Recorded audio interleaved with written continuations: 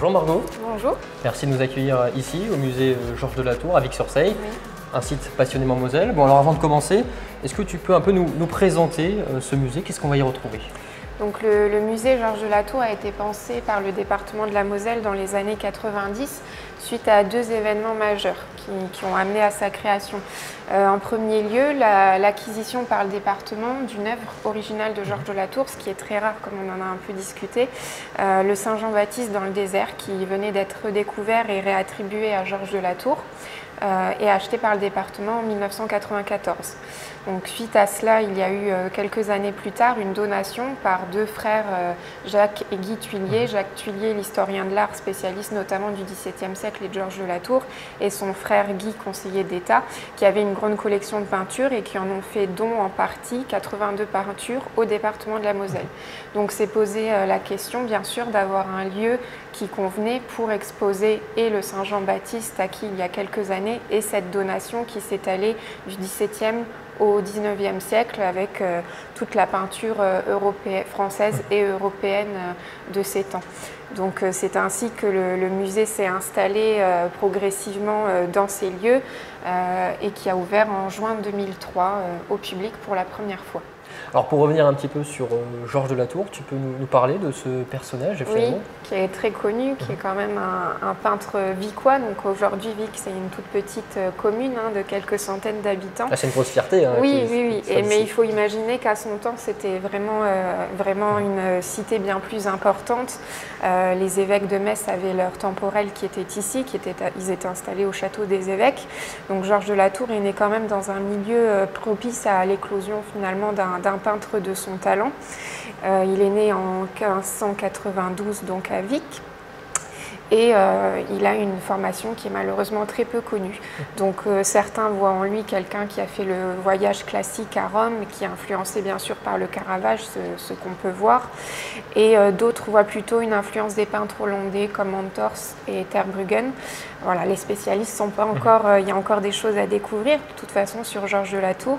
Mais en tout cas, on sait qu'il a eu une carrière qui a vraiment été marquante, il a eu des commandes de la noblesse ducale sous la cour de Henri II.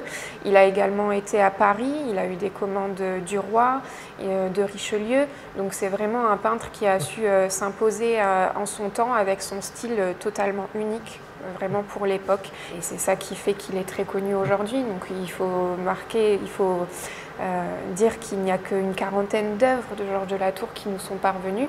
Il en aurait peint entre 400 et 500 justement d'après Jacques Thuillier, l'auteur de la donation, qui a travaillé beaucoup sur Georges de Latour. Mais avec le temps, notamment son atelier qui a brûlé pendant la guerre de 30 ans, ce qui fait qu'il a sûrement perdu une grande partie de sa production, la Révolution qui a fait qu'on a perdu beaucoup d'œuvres. Il a été oublié pendant très longtemps. Il faut savoir que Georges de Latour n'a été redécouvert que dans les années 1910 et progressivement rendu au public tout au long du XXe siècle. Donc voilà, on a deux originaux à Vic-sur-Seille et c'est déjà très bien. Mais on va les voir les originaux. On va les voir. Maintenant, ils sont juste à côté. Ils sont juste à côté, donc dans un espace dédié. Un peu moins lumineux, forcément. Un peu moins lumineux, de par justement l'importance de leur conservation, de ne pas trop mettre de lumière directe dessus. C'est tout notre travail à la conservation départementale pour protéger les œuvres et les conserver. Donc ici, on est devant le Saint-Jean-Baptiste dans le désert qui a permis, qui est vraiment l'acquisition qui a donné naissance, en tout cas à l'envie d'avoir un musée Georges de Latour. Donc on est dans la fin de carrière de Georges de Latour avec une œuvre d'un extrême dépouillement. On est finalement un peu à l'aboutissement de son évolution artistique, esthétique, mais aussi spirituelle, vu que Georges de Latour, dans sa première partie de carrière, a fait beaucoup de tableaux diurnes, c'est-à-dire de jour, avec des scènes très connues comme les tricheurs, le tricheur, la diseuse de bonne aventure.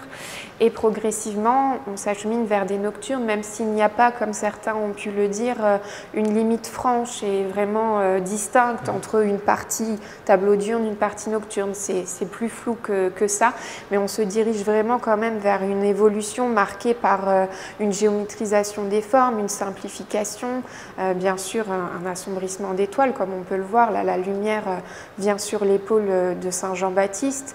Il n'y a pas de bougie, un thème qui est pourtant récurrent dans les nocturnes de Georges de la Tour. On est vraiment à la toute fin de sa carrière, dans un dépouillement, dans une religiosité accrue, avec un Saint Jean-Baptiste figuré adolescent, maigre, qui montre un peu les rudeurs de l'ascétisme quand il était au désert. Donc voilà, une œuvre très importante. Et juste à côté, alors qu'est-ce qu'on a? Voilà, le profil de femme. Donc on peut le voir que c'est une œuvre dans un format bien plus petit. C'est justement un fragment. Donc ce n'est pas c'est une pratique qui était malheureusement assez récurrente dans les temps un peu plus, dans les siècles passés, on va dire, grossièrement découper les tableaux, les œuvres d'art, notamment les œuvres de Georges de la Tour et les nocturnes principalement, pour en fait séparer les figures principales du fond nocturne qui prenait parfois une grande part dans l'œuvre. Donc sûrement les marchands qui procédaient ainsi. Donc là, on a sûrement une tête de Sainte Anne, donc la mère de Marie. On pense que le fragment est issu soit d'une nativité, soit d'une éducation à la Vierge. Donc également une œuvre importante avec vraiment une figure pleine de grâce, en pleine méditation, et un peu donc les deux trésors du musée.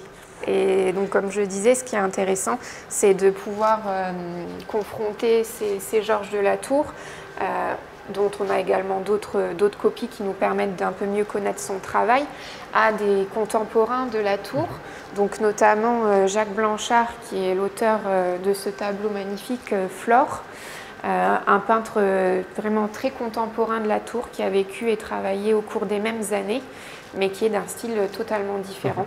Donc voilà, ici une représentation de la déesse Flore avec un enfant, sûrement son fils. Donc Flore qui était fêtée par les Romains pendant plusieurs jours au moment des Floralis. On pense que c'est peut-être une œuvre qui fait partie de tout un ensemble d'allégories des saisons, vu que Flore est la déesse du printemps. Donc on a vraiment cette possibilité de voir ce que le XVIIe siècle a offert et de comprendre pourquoi Georges de la Tour était tellement unique.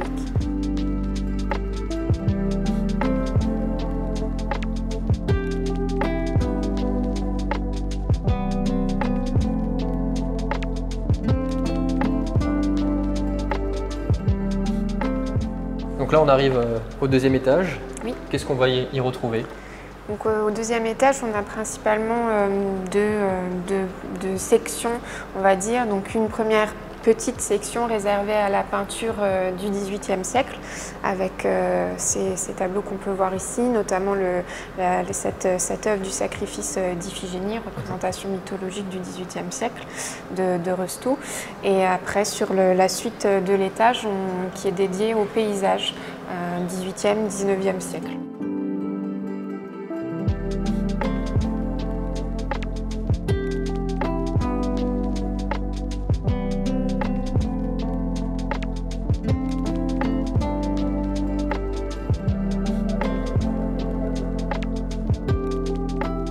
Donc ici, on arrive dans la section relative au paysage, avec notamment ce paysage classique de Jan Frans van Bloemen, qui est un peintre flamand de style baroque. Et ici, on a vraiment, comme le titre l'indique, le paysage classique dans sa forme la plus classique, on va dire, avec une succession de plans très équilibrés, un cadre fait par les arbres au premier plan, et aussi l'utilisation de la perspective optique et perspective aérienne, avec ce jeu de couleurs sombres au premier plan et de couleurs claires au second plan.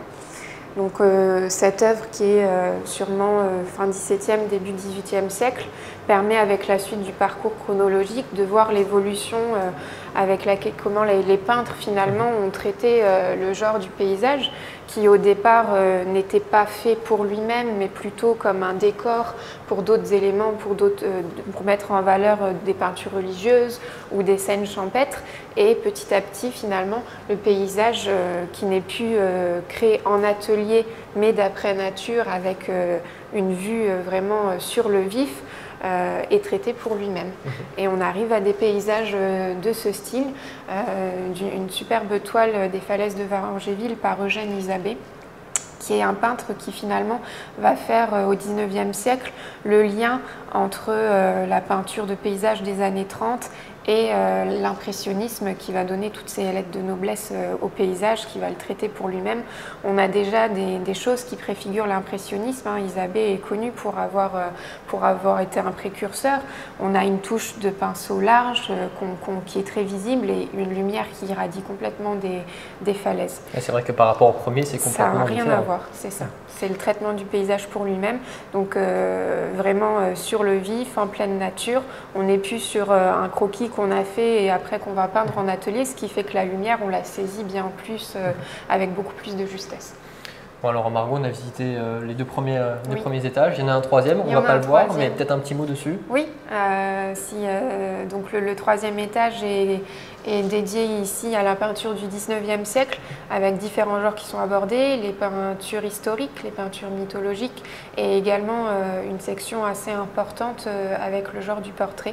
Donc on va du XIXe au début du XXe siècle, avec un ensemble de près d'une quarantaine de peintures, donc encore un bel étage à venir découvrir. Oui, on laisse nos téléspectateurs découvrir par eux-mêmes, on ne va pas tout montrer. Oui. Quelques infos pratiques, les heures d'ouverture, les tarifs. Oui, donc le musée est ouvert du mardi au dimanche, de 9h30 à 12h30 et de 14h à 18h, au prix de 5 € à plein tarif et 13,50 € pour les tarifs réduits.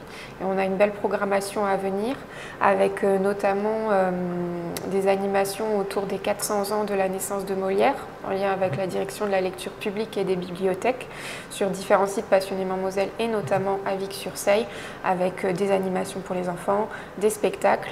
Le musée participe également aux Journées européennes du patrimoine en septembre, et il faut aussi noter l'ouverture d'une section réservée aux enfants avec les bébés joueurs au musée dans l'espace du sous-sol, avec des animations en lien avec une orthophoniste.